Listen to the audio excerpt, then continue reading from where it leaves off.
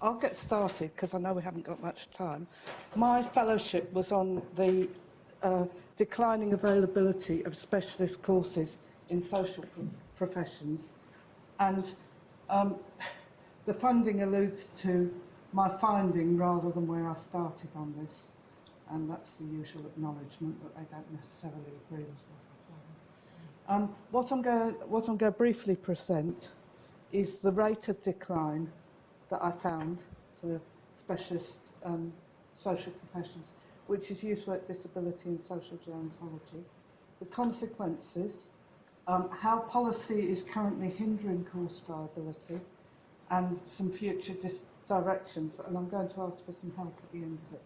So I've got a lot to do. This was the original title of my fellowship, which was to achieve economic sustainability for niche social profession courses in the Australian higher education sector through a collaborative strategy. These next few slides outline the decline in 3 of the ASCED areas that I looked at. And the method I used was a manual search of websites and handbooks. Websites and handbooks are not necessarily very accurate. Universities often advertise courses which, when you look for them, aren't actually taking any students at all.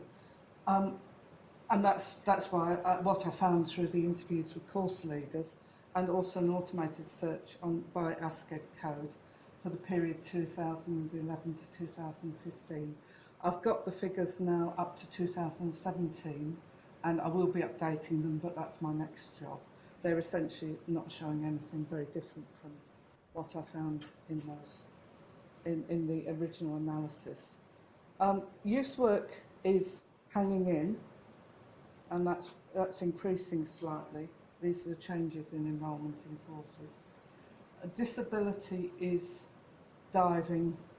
has dived fairly rapidly, and social gerontology actually appears to have disappeared completely, which I'll talk about the consequences of that in a moment. An analysis of what is happening, in summary, shows that more students are studying youth work in public universities, but it's only available currently in Victoria and in WA, plus ECU has an online youth work course. Disability is disappearing as a specialism. UNE had a double course with primary education. That isn't actually a disability course, even though it's coded that way. According to staff members, it's actually a special ed course. Flinders has got a developmental disability and integration course, which does seem to be a disability course, even though the ASCED code hasn't picked that up.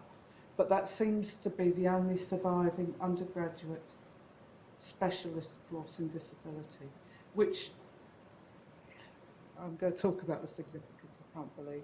Social gerontology as a specialism, I didn't find any at undergraduate level.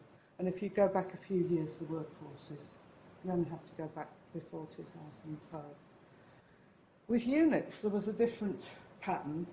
There was a rise in enrolments in the youth work unit numbers, and so this implied that more students were doing youth work both as a specialism and picking up as electives, but particularly as a specialism. There was a rise in enrolments in social gerontology unit numbers, and that was 7-fold. That was huge. But that was with students doing the course enrolled in other majors, typically nursing and social work. And when you looked at what they were doing, they were picking up single units. And rather than getting a block of specialism. And a similar picture in disability, there was a 50% rise, but that was again students doing 1 or 2 specialist units, but majoring in graduating in other disciplines. The consequences of this are that youth work's hanging on, but there isn't a national coverage other than the ECU online course. Disability, there are I think only one specialist course remains. And disability students units are less likely to be taught by disability specialists. They're more likely to be taught by somebody with an interest, but who is a specialist in another field. Social gerontology is facing a total wipeout. And students are very unlikely to be taught by social gerontology specialists. Why is this important? Well, many of the government's social policies depend on a high-skilled workforce. And I've listed some of the policies that need specialist knowledge. And students won't be getting that at undergraduate level. That also has implications for postgraduate research. It means that students going into postgraduate research in that area won't have the same depth of knowledge that they would have had 10 years ago when the courses were more readily available. It also shows that there's an imperfect higher education market, in case anyone ever doubted that, and that these specialist requirements are currently being met by migration, which seems not a sensible approach, especially with the future potential reduction in migration numbers.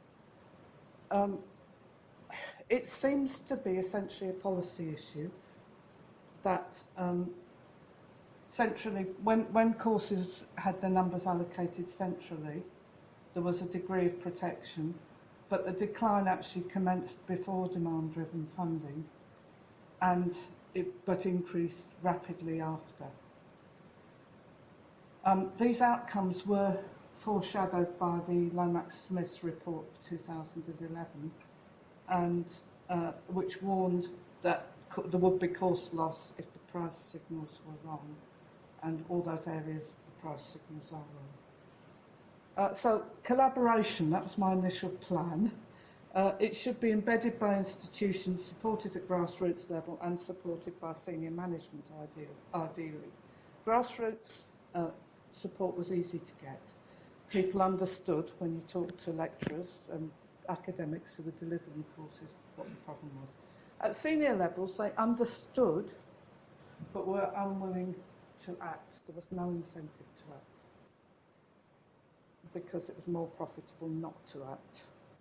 And there already has been a loss of expertise within the sector that will be very hard to replace. The demand-driven policy also hampers collaboration. And this has meant that whilst the initial plan was to see whether there was a possibility of sharing teaching resources and enrolments across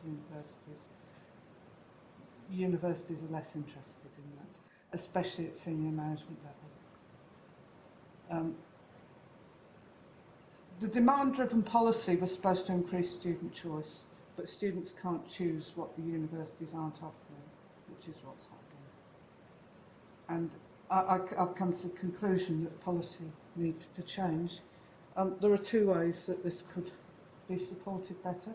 One would be by a hybridised market and central planning, where there was some additional incentive to universities to offer courses where there's social need. It's happened in some disciplines, but not in this one. And possibly to cap areas where there's low graduate employment, given a market approach seems to dominate. The second one is to set up some sort of cooperative teaching centre model, perhaps on the cooperative research centre approach. And that's the one I would probably favour rather than the first one. The next steps for the fellowship, I've got an extension till the 31st of January currently, and I've got enough money to do a roadshow. I need your help for suggestions about where this might be most effective. And if you're interested, some invites to your networks or your organisations. And I've got a minute. I think that's my 10 minutes roughly.